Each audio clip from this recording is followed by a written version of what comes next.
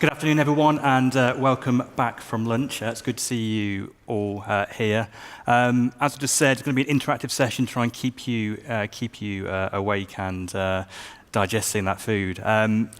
First, a bit about me. I'm Director of WPI Economics. We're an economics and public policy consultancy. We've been doing work with Innovate Finance over the last 6 months or so on this very question. Has the UK got the right skills? And in particular, what impact does Brexit have on that? I've been sworn to secrecy by Sznajer down here on the result of that, but watch this space. Thankfully, I have a brilliant set of panelists to join me on the stage this afternoon, though, who haven't been sworn to secrecy, so they are willing to share all. With that, I'd like to invite them to the stage. Thank you.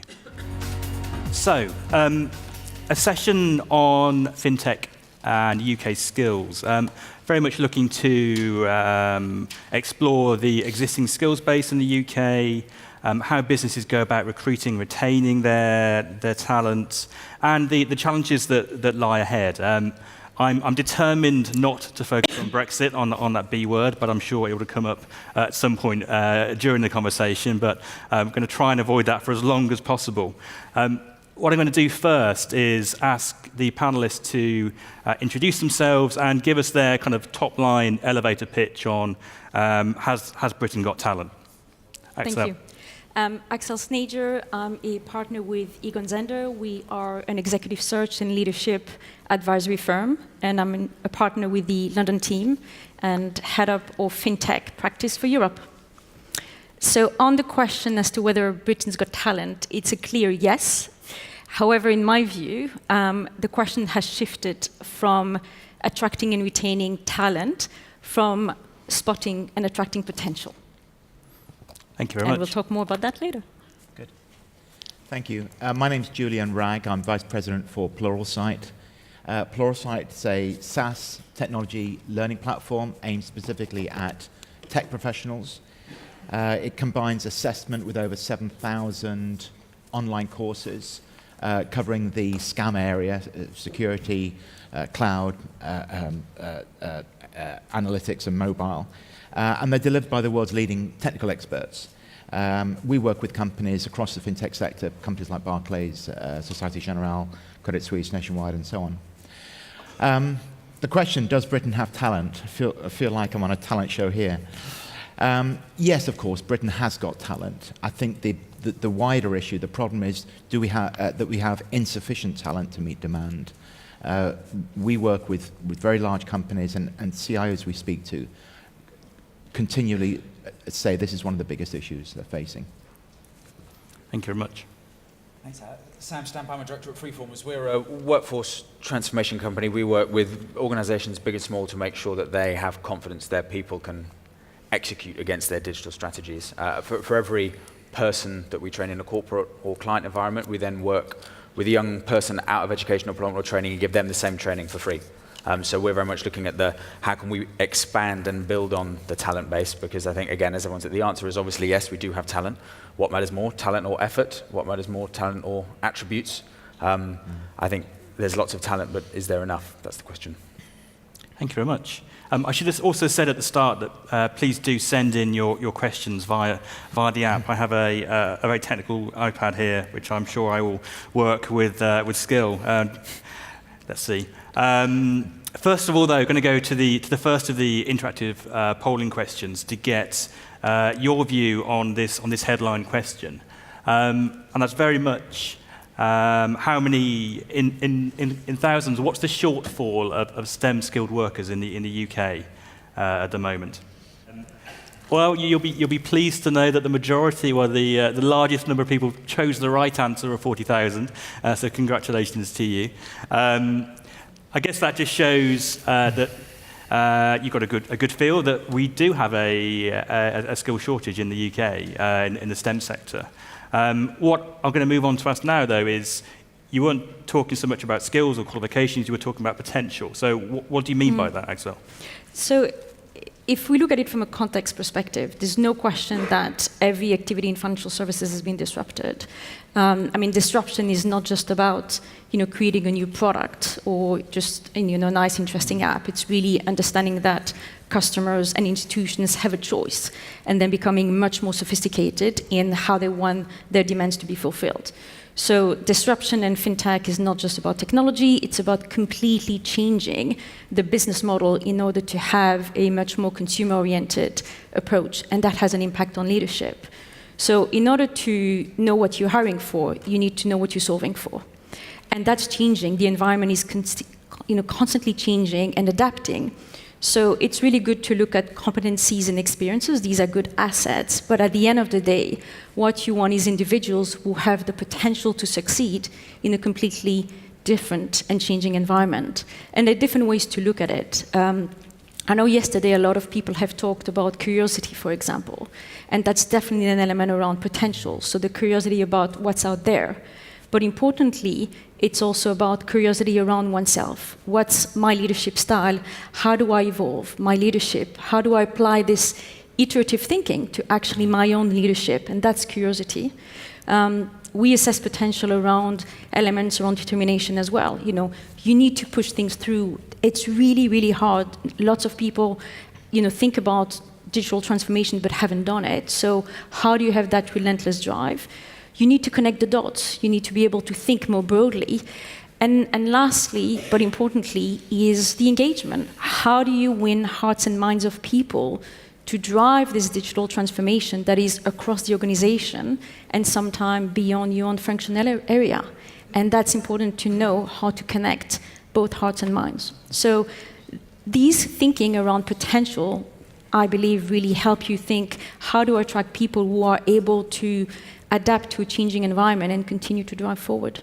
Thanks. And Sam, how does that fit with what you see? Well, it fits very closely with it. So at Freeformers, we talk about the way that we assess both our learning programs and the effectiveness of our work is using a framework that we've described as the future workforce model, which is based on a series of attributes, and underneath those attributes is a mindset, a skill set, and a behavior. So you're always tying it is skills, it is things you are able to do, but it kind of goes from what.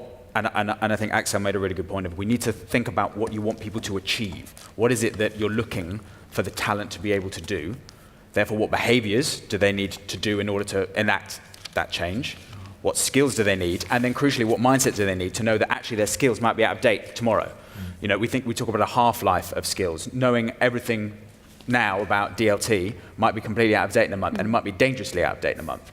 So do people have the mindset and the confidence to feel like, yeah, I'm willing to say what I know now, but I'm also willing to say I don't know anything and relearn everything all over again. But I think it's important not to apply magical thinking to hiring roles. So when you talk about potential, you talk about the ability to solve your problems, which is fantastic, but not think, I just need an amazing CTO. That's it. You need to think about what it is you want that CTO to achieve. They won't be able to come in and do everything for you. Just as Axelle said, you need to have worked out what it is you want your organization to achieve, and then the people within it. You can't just go for a magic special person. So on that question of potential, or kind of the broader idea, do we have enough? Do you recognise the gap that we're talking about here in terms of 40,000, or is it less than that, more than that? Do we have the right skills? If you look at all the surveys, and we're being hit by these surveys every day on the shortfall of IT professionals. One survey I read said that by 2020, the European Union is going to have a shortfall of nearly 900,000 IT professionals. And I look at my own personal career. When I started off in this marketplace, we were marketing COBOL training, and a COBOL programmer would go and get COBOL training, and that skill would last for years. It'd be relevant now, but it was lasting for many years. And you look at the IT skills that people need today.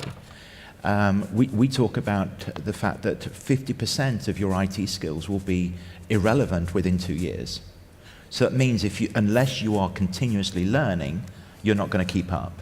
So what can you as an individual do? What can companies do? What can the government do?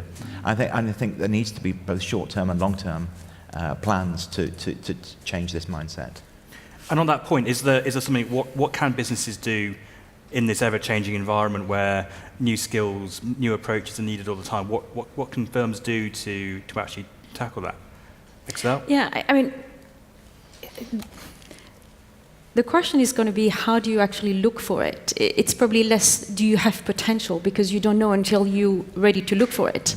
And to some extent, you've got to be bold, because what that means is you may look at people who may not have the experience, and they may not necessarily have done what you want them to do.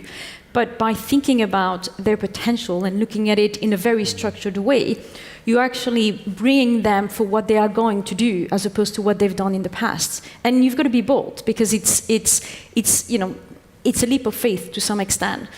In order to make that successful, you definitely need to have the commitment from the top. And it's incredibly important to bring innovative talent to think about it. Do I have a mandate from my board, from my exco, to actually do that? The other element is having a far-reaching search strategy. Some talent doesn't exist in financial services, or some talent doesn't have to come from financial services. Understanding how to think through customer experience. There are other sectors who have done it much better, than financial services. So having the courage and working with your board and the regulator to bring them from outside and educating them, but leveraging their skill set, is really important as well. And then last but not least, I would say it's important to focus not just on attracting talent, but retaining them. Because very often, you want to bring this innovative, different thinking person who may come from a marketplace and look and feel different. You initially like it, but you need to really think about how you're going to retain. And it's not just the onboarding, it's understanding that their brain may be wired differently, the way they make decisions is going to be different, and creating an environment where they can succeed.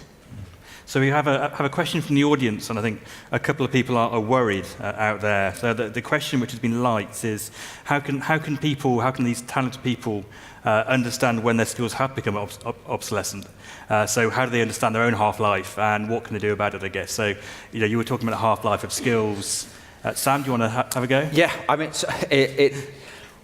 one of the attributes that we talk about is, and one of the least understood, is metacognition. So it's thinking about thinking and thinking about yourself. And it's being incredibly self-aware and being willing to see, if you set your own goals, do you feel like you have the capability to apply your knowledge to achieve them? There are lots of interesting and useful industry bodies and tests and standards and accreditation that you can use to keep people. And I think that across fintech and financial services more broadly, there needs to be a widening of just basic understanding and accreditation of, okay, yeah, we are happy that this is a base level that people understand, and therefore you can feel like, passporting skills, not to prelude a Brexit conversation.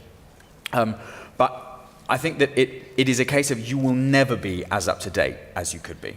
I don't think if you looked yourself in the mirror and said, I know everything that I could possibly know about anything, you'll never be there. So the question is, are you willing to keep pushing? And are you willing to keep understanding the area that you are most interested in, and therefore be a specialist? If we're flipping the conversation round about if you want to make yourself as talent as attractive as possible, what is it that you're going to offer that no one else offers? And I think the other issue as well, it's a good point that Sam's made there, but we have to change our way of thinking on how we increase our skills and retain our skills. And we hear often that the classroom is dead. It's if you're in technology today and you're using classrooms to stay up to date, you're dead before you start. And this is where companies and individuals are starting to change the way they learn, change the way they think about learning. And it's obvious we need to use technology to learn technology. And that is the way that the leading companies are staying ahead these days. And how does this look in other countries? So I'm interested to know kind of how the UK is comparing internationally on this front, both in terms of the overall skills profile and whether it's competing well, and also this idea of developing skills and capabilities and potential. How do we compare? I already said there's going to be a 900,000 person shortfall by 2020, and I think we're now competing to bring more people in. It's no secret that there are less EU people coming into tech jobs because they're afraid of what might happen with Brexit. So now companies are looking out to tier 2 countries, and we're hitting the limits on visas too early on, and we heard that in a session yesterday. And I think the issue is we're in competition with every other country in the world right now. And you look at, if anybody knows about Estonia and what Estonia is doing, they're probably the most digitally advanced country in the world. And people are looking to Estonia to think, what can we do here as well? I just read an article about Saudi Arabia. Saudi Arabia have embarked on a huge program, but that by 2030 they want to become one of the most digitally advanced nations on earth. And they're embarking on a multi-billion-dollar program to upskill their population in digital skills. So I don't think there's a country in the world today that's not thinking about how can we increase digital skills within our country. And that puts huge competitive pressure on us as well in the UK. I mean, I think the other way to look at shortage, or just to look at talent potential, is to think about it in two ways. One is the functional expertise, and the second one is the leadership expertise. So to some extent, some functional expertise will be proportionate to the scale and the size of the country. Will you have more tech-savvy and platform-oriented CTOs in the US versus the UK? Yes. But is that the end of the answer? Probably not. If you then start thinking about leadership, and what does that mean in a growing and changing context, then the question remains the same, because it's a question of mindset. It's a question of how do you solve for a problem, how do you think about what your customers and the institutions you're serving are looking to do, and therefore you have a leadership mindset that is oriented that way. And I think one of the questions from the floor, Axelle, is kind of how do you identify potential then? I mean, what steps? Obviously, if you're looking at qualifications, that's pretty straightforward. How do you kind of pick in this pool of people who is the person with potential? So we assess individuals. So as a firm, like many search firms, we're known for executive search, and we place individuals as well. But what we do, and that has come from really understanding what good looks like, is sitting down with individuals. So assessing potential is a long process of sitting down with an individual for a couple of hours, asking them questions, probably less about what they've done, but how they have done and how they have achieved and addressed some of the key points in their journey, and having the right questions, listening to really what their journey has been and how they have developed, and taking a number of references as well. So it's not something that is done in a few minutes conversation, but it's actually a lot of organizations are making the effort and taking the time to identify potential and then nurturing it as well. Fantastic. I'm going to change tack slightly, Sam. You were talking about diversity earlier and the approach that you guys are taking.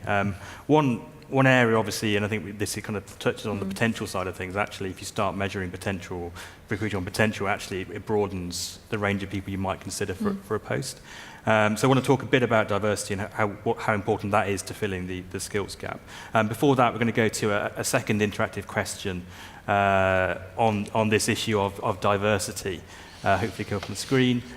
In percentage, what portion of the overall UK STEM workforce do women represent? And I think you've done it again. I think the answer is 14.4%. Wow. Yes, it is. So a very low number. Not necessarily just about women here. There's been a question from the floor about the brain drain and kind of skills being sucked into London. What can we do to kind of tap into the talent or potential that's all around the country in different areas, different groups of people? Sam? I'll take that start. So and again, on identifying potential, we use our model as a way of, it's a top-line assessment of someone's attributes as specifically related to a role. We're currently undergoing a process over the next 2 years of rolling that out across 6 European countries with 300,000 young people, either first jobbers or people without a job, and see if we can then correlate that with industry to actually have a database of 300,000, because it is longitudinal. That in order to identify potential, it necessarily has to be longitudinal data that you're looking at, because you can't know someone's potential even on a week on the job. You need to know it many years down the line.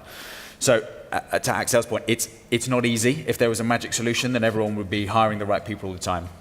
So I think you do need to look at it over the long term. In terms of diversity across the rest of the country, I think it's, we work with a variety of, for the one-for-one work that we do, we work with a variety of charities and organisations that explicitly aren't in London. Some of our remit is don't just focus on London, because there are lots of people for whom, especially the world of fintech, and in a venue and setting like this, would feel incredibly off-putting. And you're missing out on a whole load of people for whom, if potential is actually what you're measuring, and actually what you're excited in, who have all of the opportunity, all of the potential, but they're not given the opportunity to actually step forward. So I think it's on, and the question of, do fintechs have the time and the effort to go and have fantastic high-end search firms, and can they go out into the regions and find these people? The answer is, if you generally feel like there's a gap, there are things you can do to try and overcome it. And I think another question from the floor then, what role do recruiters have in this? Any thoughts? A lot of the organisations we work with, of course, look to contractors to supplement their IT departments. And, you know, we work with companies that have very short-term thinking. You know, I need 20 contractors that are experts in Python or Java or Angular. We need them right now. And there are others that have to that are willing to take a more long-term view. And I think it's a combination of both that works. Contractors can obviously be paid a premium, and they're in high demand. And we're still pulling in contractors from around the world, and I see that a lot in the fintech sector in London, particularly. I obviously think that recruiters have a big role to play, but there is an element also around being the kind of gatekeepers, or the comfort discussion to have around diversity, because the reality is everybody's going to say we want diverse talent. The question is, what are you going to do about it? How serious and committed are you? Because you have to do that through the finishing line when you're ready to make an offer. And therefore, the role we play is to ensure that our clients stay true to their commitment. And really, at the end, when they have to make the decision, do I hire for experience or do I hire for potential, is really remind them what is their overall objective. Because that's a very difficult, it can be a very emotional thing to do, and it's really important for them to stick to their objective. The other element is when we think about innovation, at the end of the day, one of the elements around innovation is having different ideas at the table, having different ideas rubbing with each other, and creating an environment where you bring different perspective. That's what a diverse talent pool can do as well, because it will bring that different perspective and different thoughts into the discussion, and that's helpful. Okay, thank you. On that, then, if I was coming to you as an ambitious business, taking it very seriously, what practical things would I be doing to make sure that kind of diversity agenda was kind of being at the heart of my recruitment? I mean, the first one is to go back to basics. What problem are you trying to solve? And particularly if we look at financial services, diversity can also mean bringing people from outside of the sector. So you have diversity of thoughts, diversity of experience, diversity, gender diversity, and a whole range of other type of diversity as well. So always remembering that your objective is to solve for that problem. And you can do that by tapping into the people we know in terms of their experiences, but also, the potential. And encouraging you and giving the platform to make the decision based on people who have the potential, but then to continue to be able to integrate them into the organization, so that it's less about what have you done, but how will you succeed in that role. Okay. Sam, I know you want to come in, but I have a question for you as well. Okay. To what extent do you think this kind of widening out the scope of our reach to potential and kind of increasing diversity can actually fill the skills gap we've already identified? So I think it certainly can, just by and very basic logic of if you open up to more people, there's a greater opportunity of having greater skills. I think though that there is also a reality that and Freeformers, we're a small company as well, and there's a reality of wanting a diverse workforce, but then also knowing that you have certain, if we have identified the work and identified exactly what the outcome needs to be, we kind of need someone who's going to be able to deliver that now, not someone who's going to be able to deliver that in 2 years. So what we do at Freeformers, we talk about backfilling. So we hire at both ends of the spectrum. So we hire people who've got proven experience, proven skills, proven leadership ability, and then we pair them up with people don't necessarily ever have the potential. So they can come up and they can then replace, and they can, if they stay, they stay, and if they don't, then they'll be able to go on and spread that. But I think that diversity, looking in more areas, looking in more spaces for talent, it will manifestly and definitely help solve the skills gap. But there is also an understanding that there's some problems that need to be solved much faster, and that individual companies operating by themselves can't solve. It needs to be, whether it's governmental, whether it's industry-wide, whether it's organizations like this coming together to set the agenda, but there needs to be sustained effort across a variety of places for it to actually have any impact. Otherwise, everyone does their, well, it's just me, and what I do doesn't make any difference. Julian, were you looking to come in there, or? Yeah, it's a great point that Sam makes, and something that we're doing as an organization. We want to democratize professional IT skills training for people around the world. So we're spearheading a initiative we're calling Pluralsight 1, which will eventually hopefully deliver 5 million free licenses to people around the world that do not have access to schools or universities, but may have access to a computer and can learn a technology. And we're already doing this in Africa and in other areas around the world. And I think, the more that companies can do to push this kind of initiative around the world, the better we will all be. I think yes, we can look at our own communities, our own environments, but we need to look wider as well. Okay, fantastic. I've got a number of questions which are great. I want to finish off, kind of move on quickly to a bit of a discussion about Brexit, or at least the role of immigration in filling this gap. And this is going to start off with a third interactive polling question. So please get your fingers ready. It should be popping up on the screen any second. In percentage, how much of Innovate Finance's non-institutional members were born abroad outside of the UK? I think you've got it wrong this time. I think the answer is actually 30%, so you've been more bullish.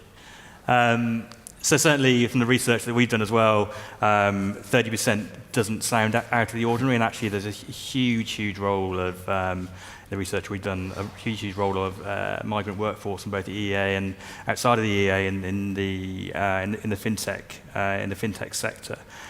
So really, I mean, I'm really interested, maybe from you, Julian, to understand what the kind of the impact of Brexit's having on the perceptions of UK as a place to either move to work in fintech, or indeed to start a fintech business. Yeah, thank you.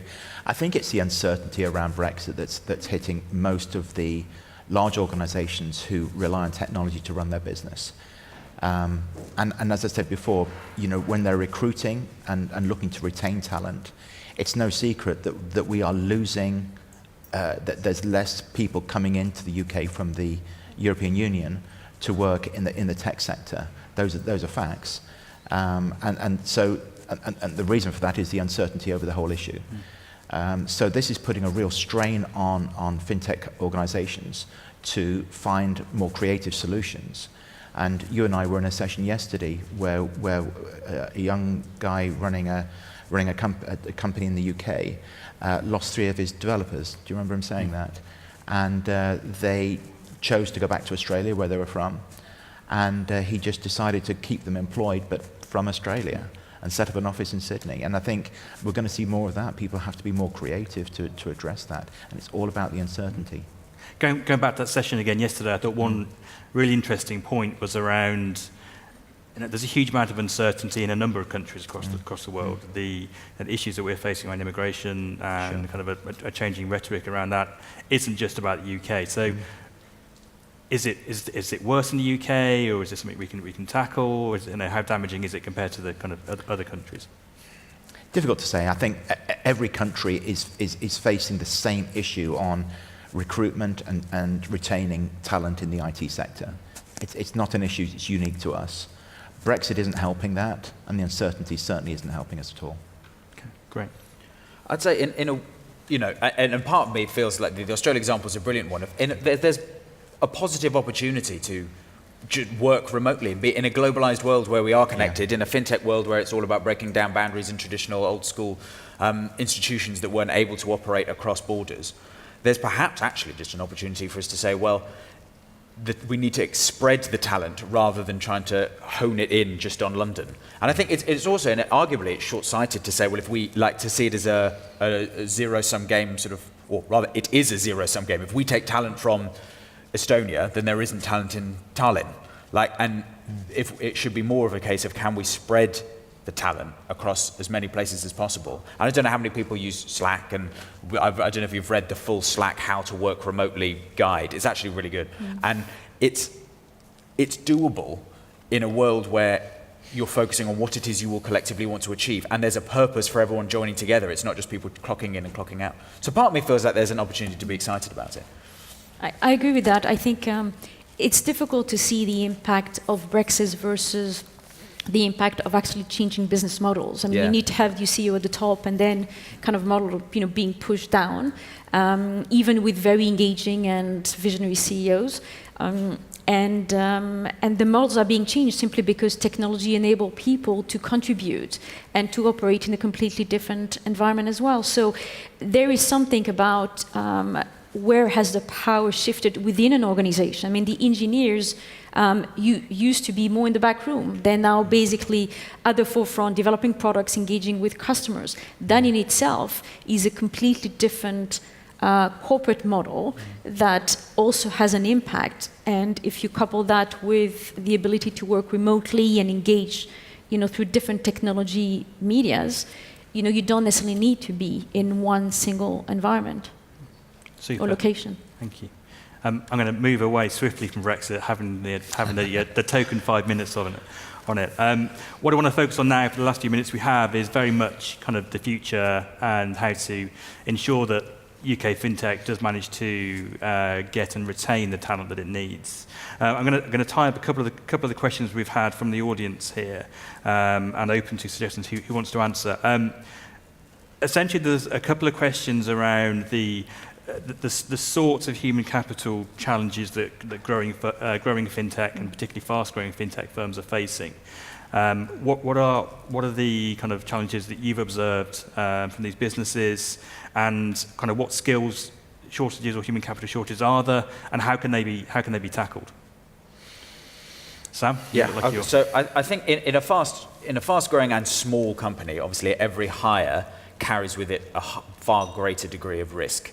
The idea of hiring someone that when you need that head of sales or when you need that head of product, and you need them to be good because you've got a massive deal coming through and you need to deliver X, Y, Z by this time. So what we see is that there's a lot of fear around taking a diversity decision or taking a decision based on a different employment history because the risk is so high. Now, there's not all that much that you can do about that other than be brave and be clearer from learning from mistakes so that you don't make the same one twice, but then using your experience to, this is exactly what I need now. It's not the CTO or it's not the head of product I need for 3 years, it's the person I need now, and that will mitigate some of that risk. In terms of fintech versus large-scale organization, I think that the real thing is that in a small company, while the risk is high, the opportunity is greater to do something different. And if you have your strong leadership and strong core team, then you can bring people in. Onboarding, all that stuff, super important. But I think that for fintechs, if the whole name of the game is taking a risk, then I think sometimes with your employees, you have to do the same thing for the big 10x hire. Axelle, do you?